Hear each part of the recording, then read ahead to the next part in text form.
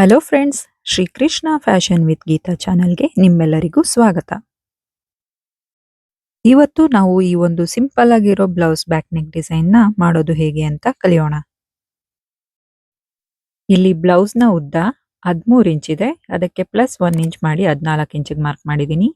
ಈಗ ಶೋಲ್ಡರ್ 6 ಇಂಚು ಮತ್ತೆ arm down ಕೂಡ 6 ಇಂಚಿಗೆ ಮಾರ್ಕ್ ಮಾಡಿದ್ದೀನಿ. ಮತ್ತೆ ಚೆಸ್ಟ್ ನ ರೌಂಡ್ ಬಂದು 8 ಇಂಚ್ ಇದೆ. ವೆಸ್ಟ್ ನ ರೌಂಡು 6.25 ಪ್ಲಸ್ 1 ಇಂಚು ಡಾಟ್ಗೋಸ್ಕರ ಮತ್ತೆ 2 ಇಂಚು ಮಾರ್ಜಿನ್ಗೋಸ್ಕರ ತಗೊತಾ ಇದ್ದೀನಿ. ಇಲ್ಲಿ ನೆಕ್ ವಿಡ್ತ್ ಬಂದು 2.5 ಇಂಚ್ ಇದೆ. ಇಲ್ಲಿ ನಾನು ನೆಕ್ ಡೌನ್ ಬಂದು 9 ಇಂಚಿಗೆ ಮಾರ್ಕ್ ಮಾಡಿದ್ದೀನಿ. ನೋಡಿ, ಈ ರೀತಿ 1/2 ಇಂಚಿಗೆ ಮಾರ್ಕ್ ಮಾಡಿ ಮೊದಲು, ಆಮೇಲೆ 1/4 ಇಂಚು ಮಾರ್ಜಿನ್ ಬಿಟ್ಟು ಆವಾಗ ಅಳತೆ ತಗೊಂಡ್ರೆ ನಿಮಗೆ ನೀಟಾಗಿ ಬರುತ್ತೆ. ಇಲ್ಲಿ ನೋಡಿ, ಈ ರೀತಿ 2.5ಗೆ ಮಾರ್ಕ್ ಮಾಡಿದ್ದೀನಿ. ಈಗ ಇಲ್ಲಿ ಒಂದು ಸ್ಕ್ವೇರ್ ಆಗಿರೋ ಬಾಕ್ಸ್ ರೆಡಿ ಮಾಡ್ಕೋಬೇಕು. ನಾನಿಲ್ಲಿ ಇದಕ್ಕೆ ರೌಂಡ್ ಶೇಪ್ ನೆಕ್ ಡ್ರಾ ಮಾಡ್ತಾ ಇದ್ದೀನಿ. ನೋಡಿ, ಈಗ ಈ ರೀತಿಯಾಗಿ ಕಟ್ ಮಾಡ್ಕೋತಾ ಇದ್ದೀನಿ. ಇಲ್ಲಿ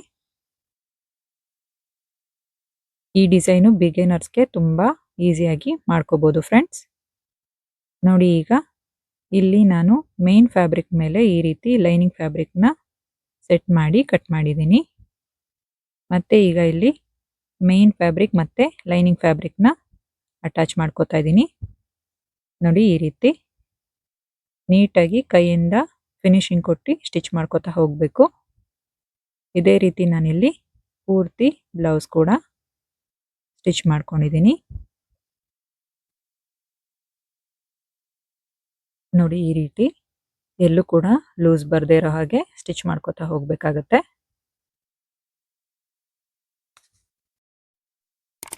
ಈಗ ಇಲ್ಲಿ ಎಕ್ಸ್ಟ್ರಾ ಇರೋ ಫ್ಯಾಬ್ರಿಕ್ನೆಲ್ಲ ಕಟ್ ಮಾಡಿ ತೆಗಿಬೇಕು. ನೀಟಾಗಿ ಲೈನಿಂಗ್ ಫ್ಯಾಬ್ರಿಕ್ ಕಟ್ ಆಗದೆ ಇರೋ ಹಾಗೆ ಇಟ್ಕೊಂಡು ಈ ರೀತಿ ಕಟ್ ಮಾಡ್ಕೋಬೇಕಾಗತ್ತೆ. ಈಗ ಇಲ್ಲಿ ಸೆಂಟರ್ಗೆ ಈ ರೀತಿ ಫೋಲ್ಡ್ ಮಾಡಿಕೊಂಡು ಇದನ್ನ ಸಮ ಮಾಡ್ಕೋಬೇಕು. ಈ ರೀತಿ ಸಮ ಮಾಡಿದ್ಮೇಲೆ ಹೀಗೆ ಕಟ್ ಮಾಡ್ಕೋಬೇಕಾಗುತ್ತೆ ಸೆಂಟರ್ಗೆ. ಯಾಕೆ ಅಂದ್ರೆ ಇದು ಬ್ಯಾಕ್ ಓಪನ್ ಇರುತ್ತೆ, ಅದಕ್ಕೋಸ್ಕರ.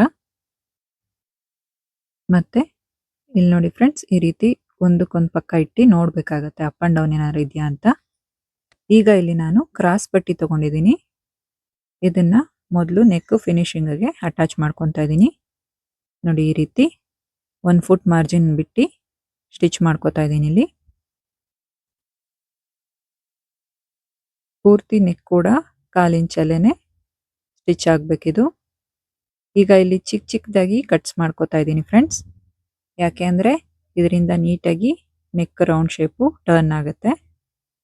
ಈಗ ಇಲ್ಲಿ 1 ಫುಟ್ ಮಾರ್ಜಿನ್ ಬಿಟ್ಟು ಸ್ಟಿಚ್ ಮಾಡ್ಕೋತಾ ಹೋಗಬೇಕು. ಮತ್ತೆ ಅಂದರೆ ಕಾರ್ನರಲ್ಲೇ ಸ್ಟಿಚ್ ಮಾಡ್ಕೋಬೇಕು. ಹೀಗೆ ಇದನ್ನು ಬ್ಯಾಕ್ ಸೈಡ್ಗೆ ಈ ರೀತಿ ಫೋಲ್ಡ್ ಮಾಡಿಕೊಂಡು ಸ್ಟಿಚ್ ಮಾಡ್ಕೊತಾ ಇದ್ದೀನಿ.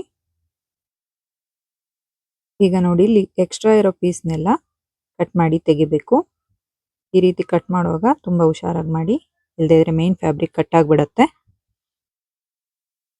ಈಗ ಕೂಡ ಮತ್ತೆ ನಾನಿಲ್ಲಿ ನೆಕ್ ಸೈಡು ಸ್ಟಿಚ್ ಮಾಡ್ಕೋತಾ ಇದ್ದೀನಿ. ನೋಡಿ, ಈ ರೀತಿ ಫೋಲ್ಡ್ ಮಾಡಿಕೊಂಡು ನೀಟಾಗಿ ಸ್ಟಿಚ್ ಮಾಡ್ಕೋಬೇಕು. ಇದೇ ರೀತಿ ಎರಡು ಕಡೆ ಕೂಡ ಮಾಡ್ಕೋಬೇಕಾಗತ್ತೆ. ಹೀಗೆ ನೀಟಾಗಿ ಸ್ಟಿಚ್ ಮಾಡ್ಕೋತಾ ಇದ್ದೀನಿ. ಇಲ್ಲಿ ಪ್ರತಿ ಸಾರಿ ಈ ಗಿಡದ ನೋಡಬೇಕು, ಅಪ್ ಆ್ಯಂಡ್ ಡೌನ್ ಏನಾದರೂ ಇದ್ದರೆ ಮೊದಲೇ ಸರಿ ಮಾಡ್ಕೋಬೇಕಾಗತ್ತೆ. ಈಗ ಇಲ್ಲಿ ನಾನು ಟರ್ಮಾಕೋಲ್ ಬಾಲ್ಸ್ ತೊಗೊಂಡಿದ್ದೀನಿ. ಹೀಗೆ ಇಲ್ಲಿ ಪೀಸಿಂದ ಈ ರೀತಿ ಒಂದು ಪೋಟ್ಲಿ ಬಟನ್ಸ್ನ ರೆಡಿ ಮಾಡ್ಕೊತಾ ಇದ್ದೀನಿ. ನೋಡಿ, ಈ ರೀತಿ ಇಲ್ಲಿ ನಾನು ಈ ರೀತಿಯಾಗಿ ರೆಡಿ ಮಾಡ್ಕೊಂಡಿದ್ದೀನಿ. ಈಗ ಮೊದಲಿಗೆ 2 ಲೆವೆಲ್ ನೋಡಿಕೊಂಡು ಈಗ ಇಲ್ಲಿ ನಾನು 1.25 ಇಂಚಿಗೆ ಮಾರ್ಕ್ ಮಾಡ್ತೀನಿ. ಮೊದಲಿಗೆ ಇಲ್ಲಿ 1/2 ಇಂಚು ಮಾರ್ಜಿನ್ ಬಿಟ್ಟು ಈ ರೀತಿ 3/4 ಇಂಚಿಗೆ ಮಾರ್ಕ್ ಮಾಡ್ಕೋತಾ ಇದ್ದೀನಿ. ನೋಡಿ, ಹೀಗೆ ಮಾರ್ಕ್ ಮಾಡಿದಾದ್ಮೇಲೆ ಆ ಮಾರ್ಕ್ ಮೇಲೆ ಈ ರೀತಿ ನಾವು ರೆಡಿ ಮಾಡಿರೋ ಪೋಟ್ಲಿ ಬಟನ್ಸ್ನ ಇಟ್ಟು ಸ್ಟಿಚ್ ಮಾಡ್ಕೋಬೇಕು. ನೋಡಿ, ಇದು ನೀಟಾಗಿ ಫಿನಿಶಿಂಗ್ ಬರಬೇಕು ಅಂದರೆ ಮಾರ್ಕ್ ಮಾಡಿದ್ದೀವಲ್ಲ ಅಲ್ಲಿ ನೀಡ್ಲ್ ಪಾಯಿಂಟ್ನ ಇಟ್ಕೊಂಡು ಈ ರೀತಿ ಸ್ಟಿಚ್ ಮಾಡ್ಕೋಬೇಕಾಗುತ್ತೆ. ಇಲ್ಲದೇ ಇದ್ರೆ ಮುಂದಕ್ಕೆ ಮೂವ್ ಆಗ್ಬಿಡುತ್ತೆ ಫ್ರೆಂಡ್ಸ್ ಇವು. ನೋಡಿ ಇದೇ ರೀತಿ ಮಾರ್ಕ್ ಮೇಲೆ ಇಟ್ಟು ನಾನು ಸ್ಟಿಚ್ ಮಾಡ್ತಾ ಇದ್ದೀನಿ.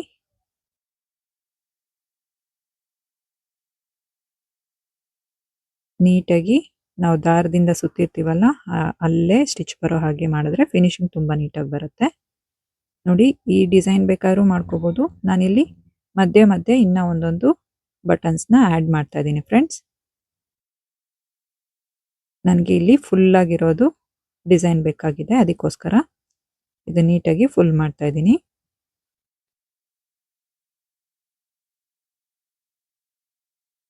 ಬಟನ್ನು ಜರಗದೇ ಇರೋ ಹಾಗೆ ಇಟ್ಟು ಸ್ಟಿಚ್ ಮಾಡ್ಕೋಬೇಕು. ಈಗ ಇಲ್ಲಿ 2 ಇಂಚಷ್ಟು ಲೈನಿಂಗ್ ಫ್ಯಾಬ್ರಿಕ್ ತಗೊಂಡಿದ್ದೀನಿ. ಇದು ಹುಕ್ ಪಟ್ಟಿಗೋಸ್ಕರ. ನೋಡಿ ಹೀಗೆ ಬ್ಯಾಕ್ ಸೈಡ್ಗೆ ಫೋಲ್ಡ್ ಮಾಡಿ ಸ್ಟಿಚ್ ಮಾಡ್ಕೋಬೇಕು. ಇಲ್ಲೂ ಕೂಡ ನೆಕ್ ಫಿನಿಶಿಂಗ್ ಇರೋದ್ರಿಂದ ಇಲ್ಲಿ ನಾನು ನೀಟಾಗಿ ಫಿನಿಶಿಂಗ್ ಕೊಟ್ಟು ಸ್ಟಿಚ್ ಮಾಡ್ಕೋತಾ ಇದ್ದೀನಿ. ಮತ್ತೆ ಎಕ್ಸ್ಟ್ರಾ ಇರೋ ಫ್ಯಾಬ್ರಿಕ್ನೆಲ್ಲ ಕಟ್ ಮಾಡಿ ತೆಗಿಬೇಕು. ಇಲ್ಲಿ 2 ಇಂಚಿಗೆ ಮಾರ್ಕ್ ಮಾಡಿ ಹೀಗೆ ಸೆಂಟರ್ ಫೋಲ್ಡ್ ಮಾಡ್ತಾ ಇದ್ದೀನಿ. ಇದು ಬ್ಯಾಕ್ ಡಾಟ್ಗೋಸ್ಕರ. ನೋಡಿ ಇದಕ್ಕೂ ಕೂಡ ಇದೇ ರೀತಿ ಮಾಡ್ತಾ ಇದ್ದೀನಿ. ಇಲ್ಲಿ ಬ್ಯಾಕ್ ಡಾಟ್ನ ಅಗಲ 1/2 ಇಂಚು, ಉದ್ದ 3 ಇಂಚಿಗೆ ಸ್ಟಿಚ್ ಮಾಡಿದ್ದೀನಿ. ಈಗ ನೋಡಿ ಇದು ಐ ಪಟ್ಟಿಗೋಸ್ಕರ ಈ ರೀತಿ ರೆಡಿ ಮಾಡ್ಕೊಬೇಕಾಗತ್ತೆ. ನೋಡಿ ನೀಟಾಗಿ ರೆಡಿ ಮಾಡಿಕೊಂಡು ಇಲ್ಲಿ ಮೊದಲಿಗೆ ಫೋಲ್ಡ್ ಮಾಡಿ ಸ್ಟಿಚ್ ಮಾಡ್ತಾ ಇದ್ದೀನಿ. ಮತ್ತೆ ಇದನ್ನ ಹೀಗಿಟ್ಟು ಬ್ಯಾಕ್ ಸೈಡಿಂದ ಸ್ಟಿಚ್ ಮಾಡ್ಕೋಬೇಕು. ನೆಕ್ ಸೈಡ್ ಕೂಡ ಈ ರೀತಿ ಫೋಲ್ಡ್ ಮಾಡಿಕೊಂಡು ಸ್ಟಿಚ್ ಮಾಡ್ಕೋತೀನಿ. ಈ ರೀತಿಯಾಗಿ ಮಾಡೋದ್ರಿಂದ ಫಿನಿಶಿಂಗ್ ತುಂಬ ಚೆನ್ನಾಗಿ ಬರುತ್ತೆ ಫ್ರೆಂಡ್ಸ್. ಈಗ ನೋಡಿ ನಾನು ಹೇಗೆ ಮಾಡ್ತಿದ್ದೀನಿ ಅದೇ ರೀತಿ ಮಾಡ್ಕೊಳ್ಳಿ ನೀವು. ಈಗ ಎರಡನ್ನೂ ಲೆವೆಲ್ ನೋಡಿಕೊಂಡು ಎಕ್ಸ್ಟ್ರಾ ಇರೋ ಫ್ಯಾಬ್ರಿಕ್ನ ಕಟ್ ಮಾಡ್ತಾ ಇದ್ದೀನಿ. ಇಲ್ಲೂ ಕೂಡ 2 ಇಂಚಷ್ಟು ಲೈನಿಂಗ್ ಫ್ಯಾಬ್ರಿಕ್ ತಗೊಂಡು ಬ್ಯಾಕ್ ಪಟ್ಟಿ ರೆಡಿ ಮಾಡ್ಕೋಬೇಕಾಗತ್ತೆ ಫ್ರೆಂಡ್ಸ್. ಮೊದಲಿಗೆ ಇಲ್ಲಿ ಮುಂದೆ ಸ್ವಲ್ಪ ಎಕ್ಸ್ಟ್ರಾ ಬಿಟ್ಕೋಬೇಕು. ಇದು ಫಿನಿಶಿಂಗೋಸ್ಕರ. ಮತ್ತೆ ಇಲ್ಲಿ ಈ ರೀತಿ ಫೋಲ್ಡ್ ಮಾಡಿಕೊಂಡು ಇನ್ನೊಂದು ಸ್ಟಿಚ್ ಮಾಡ್ತಾ ಇದ್ದೀನಿ. ನೋಡಿ ಈ ರೀತಿ ಕಿನಾರಿ ಸ್ಟಿಚ್ ಮಾಡಬೇಕಾಗತ್ತೆ.